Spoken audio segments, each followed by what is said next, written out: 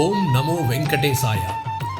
శ్రీ వెంకటేశ్వర స్వామివారి ఆశీస్సులతో హిందుత్వం టీవీ సగర్వంగా సమర్పిస్తున్న భక్తి సంగీత కార్యక్రమం అన్నమయ్య స్వరార్చన. ఇది కేవలం ఒక వేదిక కాదు, ఒక ఆధ్యాత్మిక శిఖరం. ఇక్కడ వినిపించేది కేవలం సంగీతం కాదు, ఆ వెంకటేశ్వరునిపై కురిసే స్వరాల అభిషేకం.